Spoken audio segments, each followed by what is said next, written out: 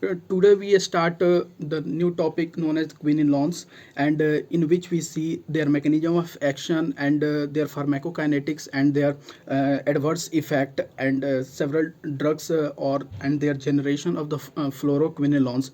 और सबसे पहले हम देखेंगे इसमें क्विनोलॉन्स जैसे ये जो क्विनोलॉन्स होते हैं ये बैक्टीरियोसाइडल होते हैं, ठीक। और बैक्टीरियोसाइडल होते हैं ड्रग्स, और नॉर्मली क्या होता है कि इसमें जैसे पहले जो ये ड्रग्स थे जैसे कि नैलीडैक्सिक एसिड नाम से मतलब जो ड्रग्स आता था, नैलीडैक्सिक एसिड वो नॉर्मली जो कवर करता है ग्राम नेगेटिव बैक्टीरिया को।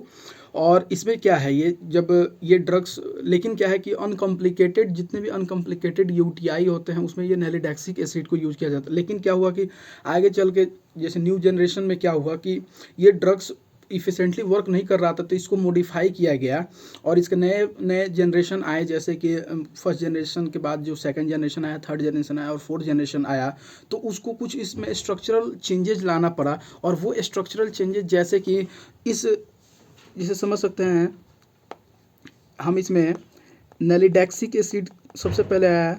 नैलीडैक्सिक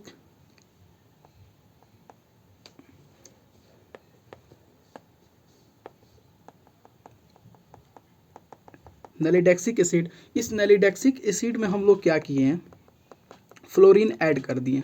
तो अब ये क्या हो गया, फ्लोरिनेटेड फॉर्म ऑफ नैलीडैक्सिक एसिड, और इसको क्या कहा गया, फ्लोरोक्विनोलॉन्स। इसको फ्लोरोक्विनोलॉन्स कहा गया। और इस फ्लोरोक्विनोलॉन्स का 4 जनरेशन होता है जो हम आगे पढ़ेंगे, जिसमें फर्स्ट जनरेशन में पढ़ेंगे जैसे कि नैलीडैक्सिक एसिड आता है, सेकंड जनरेशन में पढ़ेंगे जैसे सिप्रोफ्लॉक्सासिन चाहे ओफ्लॉक्सासिन आता है, और जैसे थर्ड जनरेशन में कह सकते हैं कि लीवोफ्लॉक्सासिन है, और फोर्थ जनरेशन में मॉक्सीफ्लॉक्सासिन के बारे में हम लोग पढ़ेंगे, ठीक। इसके बाद हम देखेंगे कि इसका कैसे ये वर्क करता है। तो नॉर्मली ये समझिए कि मान लीजिए कि जो बैक्टीरिया होता है उसमें सर्कुलर डीएनए है, तो जो भी ये बैक्टीरिया अगर उसको क्या करना है, अगर वो अपने सेल को रेप्लिकेट करना चाहता है या उसको मतलब ट्रांसक्रिप्शन कराना चाहता है, तो पहले क्या चाहिए कि जो डबल स्ट्रैंडेड है वो उसको अलग अलग होना जरूरी है, ठीक। जब वो अलग अलग होगा तभी उस डीएनए का नया कॉपी बन पाएगा, चाहे उस डीएनए का रीडिंग ले पाएगा। लेकिन प्रॉब्लम क्या होता है समझिए कि जैसे ये मान लीजिए कि ये है डीएनए का ये जो सेगमेंट है, ठीक, ऐसे।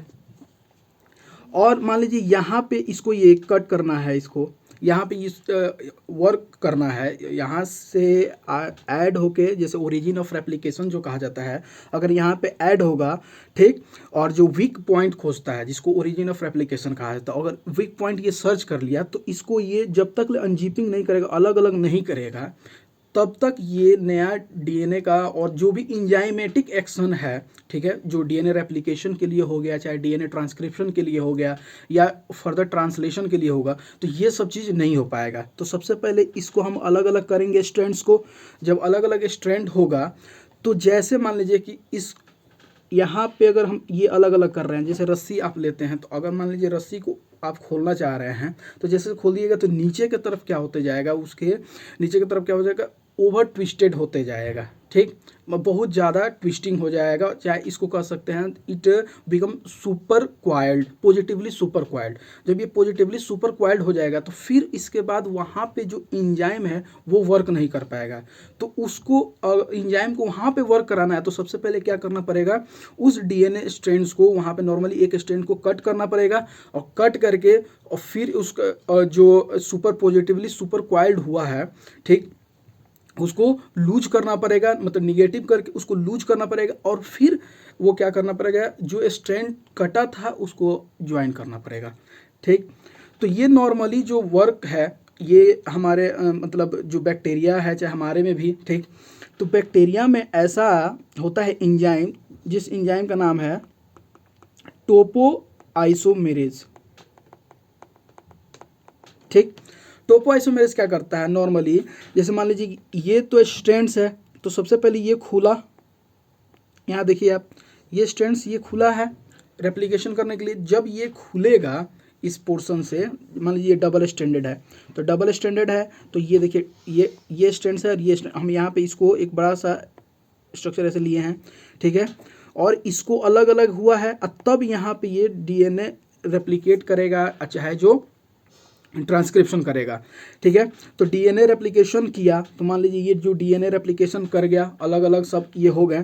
ठीक, आगे बताएंगे ये सेल डिवीजन का क्या है। ठीक है, तो ये जो ऐसे किया है, तो जब पॉजिटिवली सुपर क्वाइल्ड जब आ रहा है, ठीक, तो उससे क्या प्रॉब्लम है, जो इंजाइमेटिक एक्शन फर्दर वर्क नहीं कर पा रहा है, तो उसको कम करने के लिए जैसे कर सकते हैं, जो टोपोआइसोमेरेज है दो टाइप का है, एक 2 है और एक टोपोआइसोमेरेज 4 है। तो 2 का नॉर्मली क्या काम है, और इस 2 को कहते हैं डीएनए गायरेज, डीएनए गायरेज भी इसको कहते हैं। ये नॉर्मली क्या करता है कि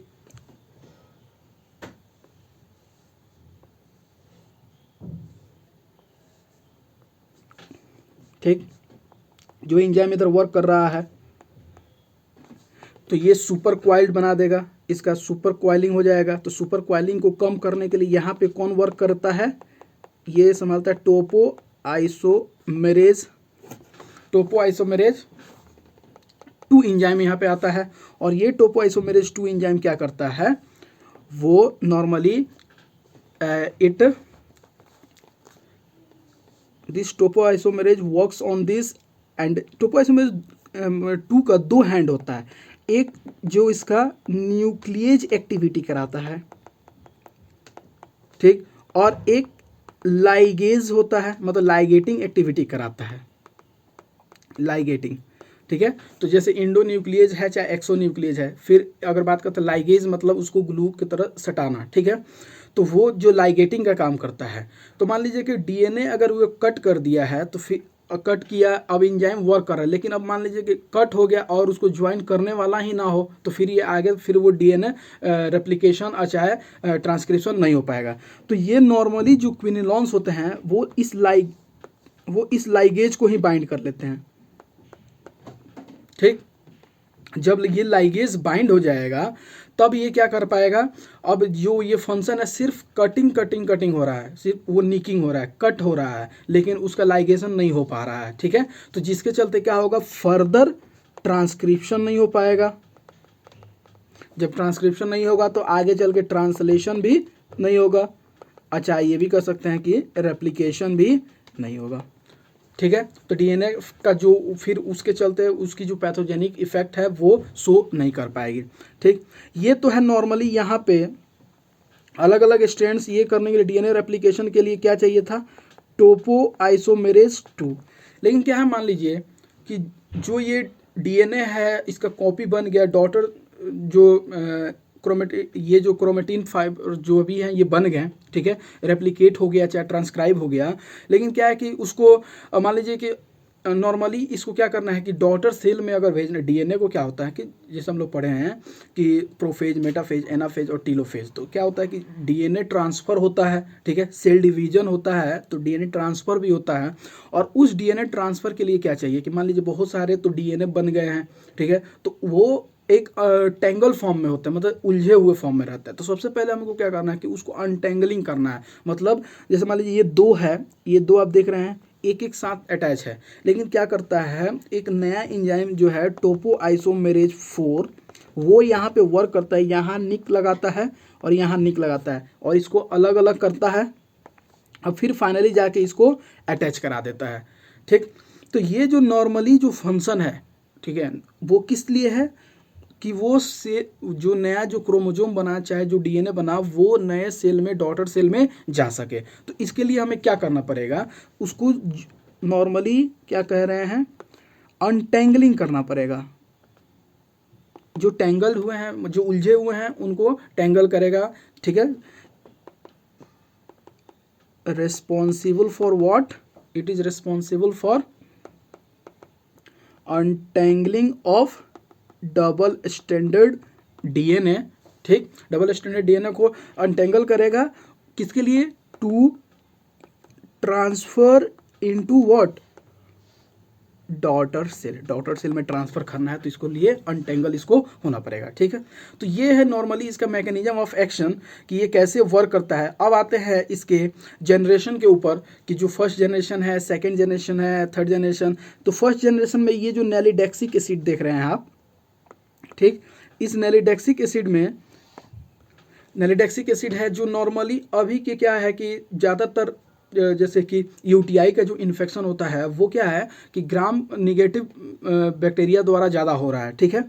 तो ये जो कवर करता है नैलिडैक्सिक एसिड वो मेनली किसको कवर करता है, ग्राम निगेटिव को, ग्राम निगेटिव को।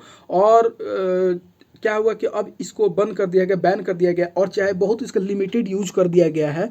और वो नॉर्मली कहाँ यूज किया जाता है, अनकॉम्प्लिकेटेड जो यूटीआई है इसमें हम लोग इसको यूज करते हैं, अनकॉम्प्लिकेटेड यूटीआई में। क्यों, क्योंकि ये पूरी अच्छी तरह से बॉडी में क्या हो पाता है, वेल डिस्ट्रीब्यूटेड नहीं हो पाता है, नॉट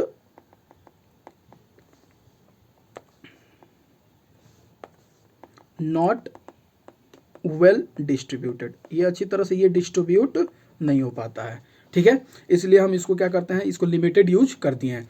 अब बात करते हैं कि जैसे मान लीजिए कि सिप्रोफ्लॉक्सासिन है सेकेंड जनरेशन, और ओफ्लॉक्सासिन है, नॉरफ्लॉक्सासिन है, और इनॉक्सासिन है।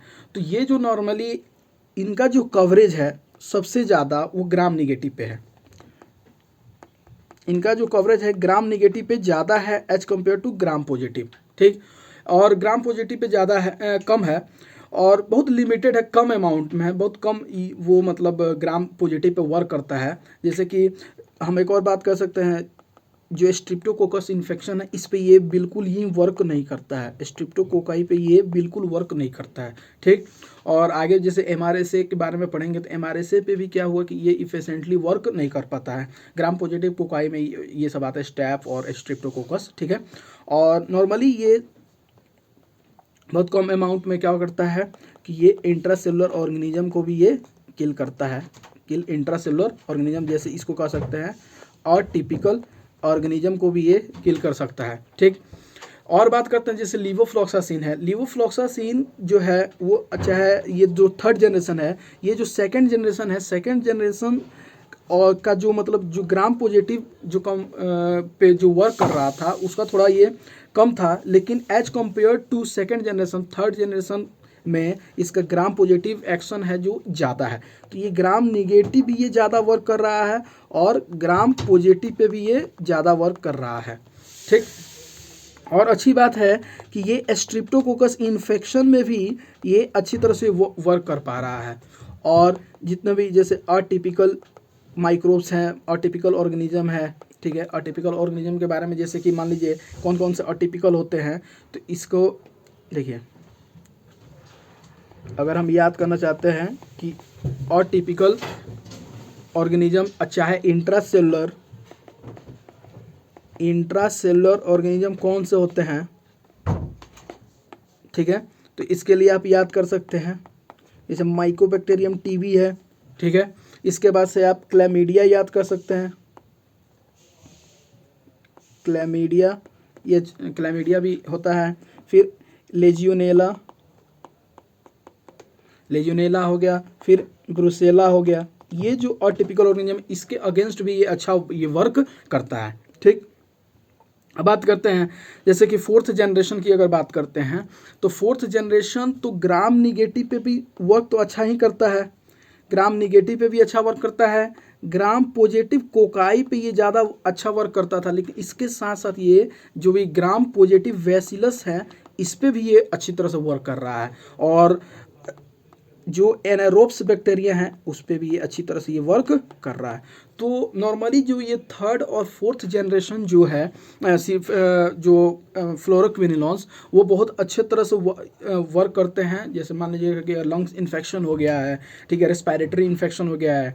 और जो फर्स्ट और सेकंड जनरेशन जो होते हैं वो मेनली ज़्यादातर वर्क किस पे करते हैं, जो अगर यूटीआई इन्फेक्शन है तो उस पर ये बहुत अच्छा तरह से वर्क करते हैं। जैसे कि ब्लैडर का इन्फेक्शन हो गया तो इस पर ये अच्छा वर्क करेगी, यूरेटर का इन्फेक्शन हो गया, चाहे नेफ्राइटिस हो गया, इसमें ये बहुत अच्छे तरह से वर्क करते हैं, ठीक है। जैसे इसको सिस्टाइटिस कहते हैं, यूरिनरी ब्लैडर का इन्फेक्शन है तो सिस्टाइटिस, चाहे यूरेथ्राइटिस हो गया और चाहे नेफ्राइटिस हो गया, ठीक है। तो इसमें ये बहुत अच्छे तरह से वर्क करते हैं।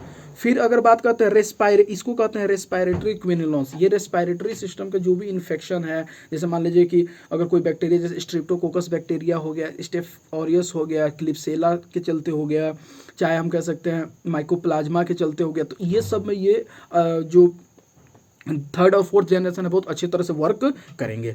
ठीक, अब इसकी जो फार्माकोकाइनेटिक्स थोड़ा सा कुछ समझते हैं कि ये जो ड्रग्स होता है बहुत अच्छी तरह से बॉडी में ऑब्जर्व होता है, गुड एब्जॉर्प्शन होता है इनका, गुड एब्जॉर्प्शन होता है। और इंटरसेलुलर डिपोजिशन, जैसे कि मान लीजिए जो न्यूट्रोफिल्स है चाहे मैक्रोफेज में भी ये डिपोजिट कर सकते हैं, डिपोजिट होते हैं और डिपोजिट वर्क करते हैं और अच्छे तरह से ये वर्क करते हैं। और इसी के कारण क्या होता है, जो इंट्रासेलुलर ऑर्गेनिज्म है उसको भी ये किल करते हैं। जैसे कि हम पढ़े थे MTB माइकोबैक्टीरियम TB के बारे में, लिजियोनेला के बारे में, क्लैमिडिया के बारे में और ब्रुसेला के बारे में। ठीक, इसके बाद से देखते हैं एक और बताए थे, यही डीप पेनिट्रेशन इन टिश्यू में अच्छी तरह से ये पेनिट्रेट कर पाते हैं। ठीक है, अगर बात करते हैं जनरेशन वाइज, अगर आगे जाते हैं तो ये अच्छी तरह से ब्रॉड स्पेक्ट्रम की तरह भी ये वर्क करते हैं, ब्रॉड स्पेक्ट्रम होते हैं। और हाई पोटेंसी इन ड्रग्स का पोटेंशियल इफेक्ट जो होता है हाई पोटेंसी होता है। ठीक, और सेफ्टी प्रोफाइल से अगर बात करें तो ये सेफर ड्रग्स है। ठीक है, सेफ्टी प्रोफाइल इसका पॉजिटिव है, ये सेफ्टी पॉइंट ऑफ व्यू से ज़्यादा सेफ है।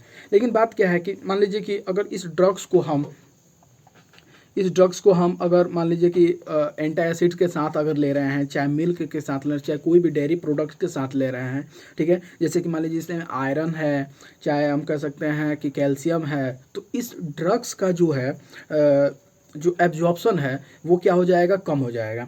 जब इस ड्रग्स का एब्जॉर्प्शन कम हो जाएगा तो जो इसकी फार्माकोकाइनेटिक्स जो इफिकेसी है इस ड्रग्स की, ठीक है, वो क्या हो जाएगी, कम हो जाएगी। तो इसको इफिकेशियस बनाने के लिए हम क्या कहते हैं कि जब वो ड्रग्स लेते हैं तो उसके मतलब उस दौरान हम कोई मिल्क का कंज्यूमशन चाहे मिल्क प्रोडक्ट का कोई कंज्यूमशन नहीं करते हैं, ना ही हम कोई एंटासिड, जैसे एंटासिड को प्रीफर करते हैं जिसमें कि अल्मोनियम और मैग्नीशियम होता है, इस चीज़ को हम लोग प्रीफर नहीं किया जाता है, नहीं तो ये अच्छी तरह से ड्रग अब्जॉर्ब नहीं होगा। तो फिर इसकी फार्माकोकाइनेट जो एक्शंस हैं, इस ड्रग का जो एक्शन है वो अच्छी तरह से ये नहीं हो पाएगा। ठीक, अब बात करते हैं कि इसमें जो जितने भी हम लोग ड्रग्स देखे हैं, ठीक है, इसमें से अगर हम पढ़ते हैं कि कौन से जो ड्रग्स होते हैं वो बहुत अच्छे तरह से, जैसे कि रीनल पेशेंट में सेफ होते हैं, क्योंकि क्या होता है कि renal toxicity, renal failure patient में हम इसको नहीं देते हैं मैक्सिमम ड्रग्स को। लेकिन क्या है कि कुछ ऐसे ड्रग्स हैं जो मतलब रीनल पेशेंट में सेफ होते हैं, जैसे कि हम इसको याद कर सकते हैं PMT के थ्रू। ठीक, PMT के थ्रू, जैसे P फॉर इसमें याद कर सकते हैं पेफ्लॉक्सासिन याद कर सकते हैं। फिर मॉक्सीफ्लॉक्सासिन के बाद से अगर याद कर सकते हैं ट्रोवाफ्लेक्सासिन, इसमें हम लोग ये यूज कर सकते हैं। अगर मान लीजिए कि किसी कारणवश अगर रीनल फेल्योर पेशेंट है तो उसमें हम लोग ये सेफ होता है, यूज कर सकते हैं। ठीक, कुछ ऐसे जो ड्रग्स होते हैं जैसे कि रेस्पायरेटरी फ्लोरोक्विनोलॉन्स के बारे में बात करें कि जो थर्ड और फोर्थ जनरेशन होते हैं वो रेस्पायरेटरी फ्लोरोक्विनोलॉन्स होते हैं। लेकिन अगर मैक्सिमम जो रेस्पायरेटरी फ्लोरोक्विनोलॉन्स के तौर पे कौन यूज किया जाता है तो ये हम देख सकते हैं।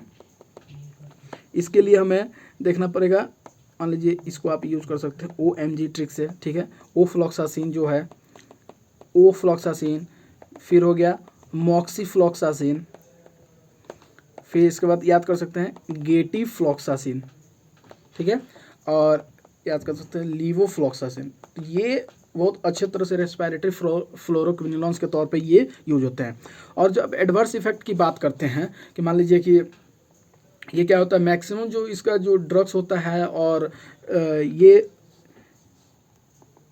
क्यूटी प्रोलॉन्गेशन का कारण बनते हैं, हाइपोकैलेमिया। ठीक है, क्यूटी प्रोलॉन्गेशन, और क्यूटी प्रोलॉन्गेशन में क्या करते हैं कि इस ड्रग्स, कौन कौन से जो ड्रग्स होते हैं जो क्यूटी प्रोलॉन्गेशन करते हैं। ठीक है, ये क्यूटी प्रोलॉन्गेशन कौन कौन से ड्रग्स करते हैं, तो इसके लिए आप जैसे जो लॉन्गर एक्टिंग है, ठीक है, जिसका T½ ज़्यादा है, ठीक है, तो वो जो ड्रग्स है वो ज़्यादा चांसेस होता है कि ये मतलब क्यूटी प्रोलॉन्गेशन कराए। और ये मेनली जो ग्रुप होते हैं वो आपके थर्ड जनरेशन और फोर्थ जनरेशन से आते हैं। जैसे कि मान लीजिए जो गेटिफ्लॉक्सासिन है, चाहे जेमीफ्लॉक्सासिन है, चाहे गेटी कह दिए, जेमी कह दिए, जेमीफ्लॉक्सासिन, चाहे इसके बाद से कह सकते हैं लीवोफ्लॉक्सासिन हो गया, चाहे मॉक्सीफ्लॉक्सासिन।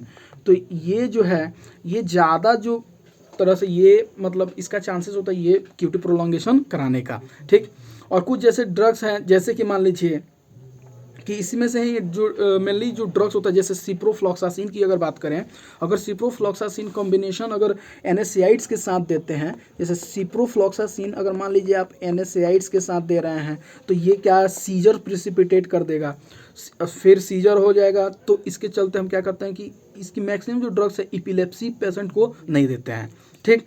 चाहे एक और बात कर सकते हैं कि अगर इसका मान लीजिए अगर आप साथ में थियोफाइलिन साथ में दे रहे हैं, तो इसमें भी ये क्या होगा, ये सब सीजर को डेवलप कर सकता है, एनएसएड्स और थियोफाइलिन। तो ये कॉन्ट्राइंडिकेशन होता है कि इनके साथ ये सिप्रोफ्लॉक्सासिन हम लोग यूज नहीं कर सकते हैं। लेकिन सिप्रोफ्लॉक्सासिन हम कहाँ यूज़ कर सकते हैं, आप इसको प्रोफाइलेक्सिस ट्रीटमेंट के लिए यूज कर सकते हैं। मेनली प्रोफाइलेक्सिस ट्रीटमेंट के लिए किस में यूज कर सकते हैं, मेनिंगोकोकल इन्फेक्शन में।